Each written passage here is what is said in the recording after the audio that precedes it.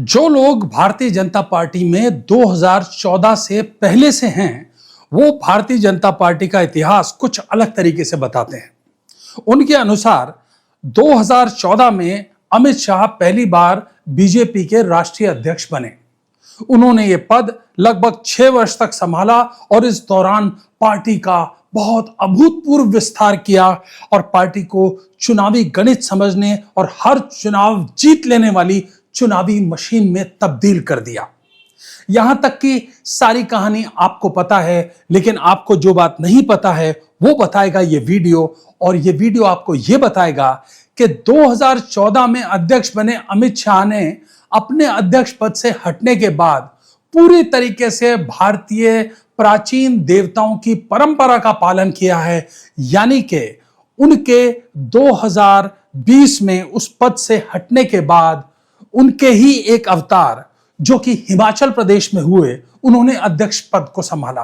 दिखने में वो थोड़े दूसरे थे, लेकिन असल में कार्यशैली, कार्यप्रणाली बिल्कुल अमित शाह की तरह ही थी।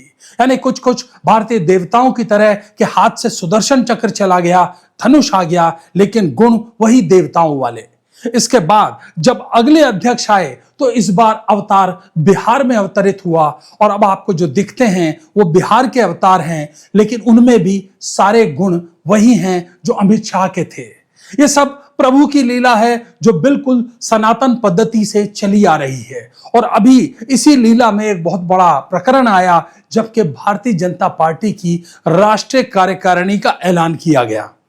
अब आपने कई वीडियो देखे होंगे, कई लेख पढ़े होंगे, बहुत कुछ जाना होगा और आप इस कार्यकारिणी के बारे में सब कुछ जानते हैं। लेकिन मैं जेन जी और जेन अल्फा को संबोधित करते हुए कहूंगा किस, KISS, keep it short and simple. मैं आपको बताता हूं वो खास बातें इस कार्यकारिणी की जिससे कि वो 4 या 5 पॉइंट समझने से आपको पूरी की पूरी राष्ट्रीय कार्यकारिणी समझ में आ जाए।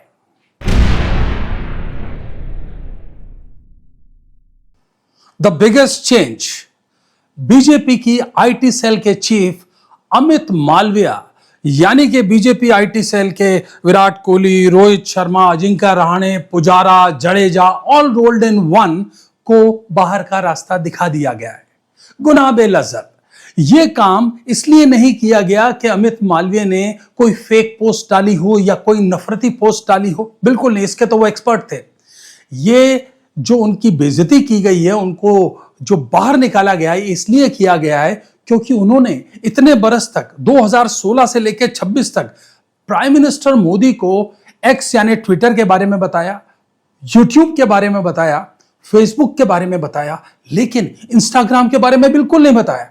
अरे वरना प्राइम मिनिस्टर मोदी अब तक इंस्टाग्राम पे जो परीक्षा पे चर्चा है वो कर लेते, कुछ गेमर्स को बुला के उनसे मन की बात कर लेते, लेकिन ये हो ना सका। और यह भी आलम है कि अमित मालवीय तू नहीं, तेरी जुस्तजू और तेरी आरजू भी नहीं, अब वो हो गए हैं बाहर। और ये बहुत बड़ा चेंज है।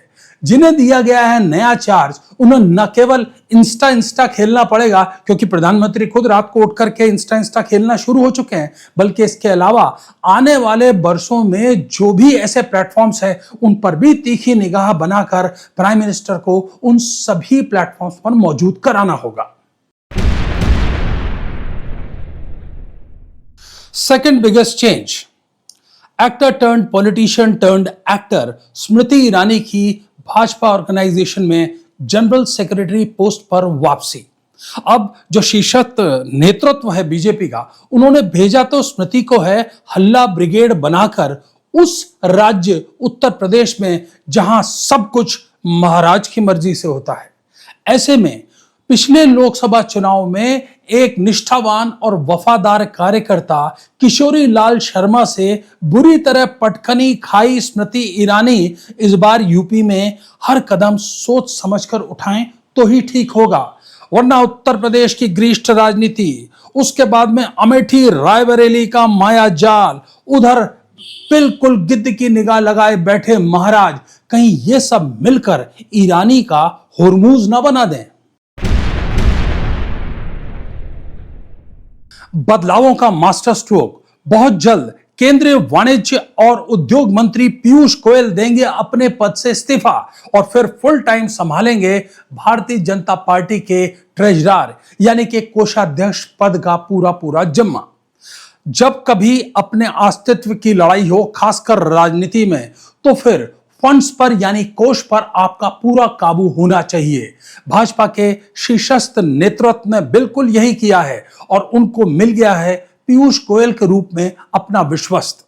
जब पीयूष गोयल के नाम की घोषणा कोषाध्यक्ष पद के लिए हुई तो यह बात एकदम साफ हो गई कि भाजपा संगठन में अब अगले जितने भी चुनाव हैं 2029 से पहले, उनमें जब कभी फंड्स चाहिए होंगे तो उनको शीर्ष नेतृत्व की रजामंदी के बाद जिस व्यक्ति का जाके द्वार खटखटाना होगा उसका नाम होगा पीयूष गोयल।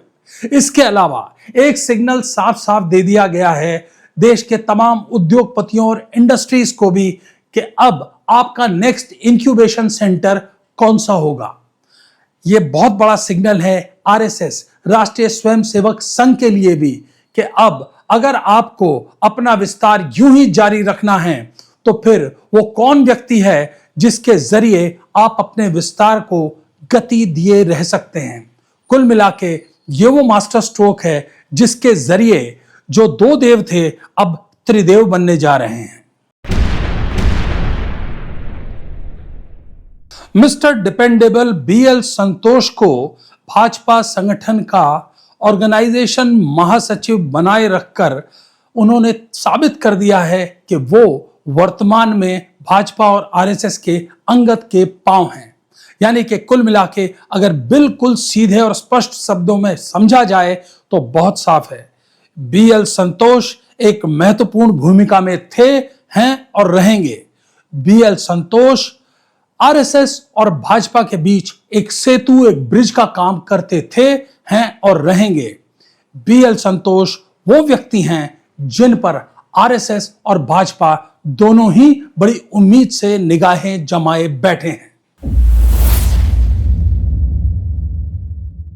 तो ये थे भाजपा राष्ट्रीय कार्यकारिणी के वो बड़े बदलाव जिन पर सभी राजनीतिक विश्लेषकों को अपनी पैनी निगाह बना के रखनी होगी। लेकिन सबसे बड़ी बात यह है कि जो लोग मुझसे ये उम्मीद कर रहे थे कि इस विश्लेषण में मैं राजस्थान की पूर्व मुख्यमंत्री वसुंधरा राजे के बारे में भी कुछ कहूंगा, तो मैं आपको बता दूं कि 13 उपाध्यक्षों में एक उपाध्यक्ष बने रहना कोई बड़ी उपलब्धि नहीं है। उनकी क्या बड़ी उपलब्धि है इसके लिए बाकायदा एक अलग से वीडियो होगा। नमस्कार। आप देख रहे हैं राजकाज न्यूज। राज की हर खबर से रहिए बाखबर।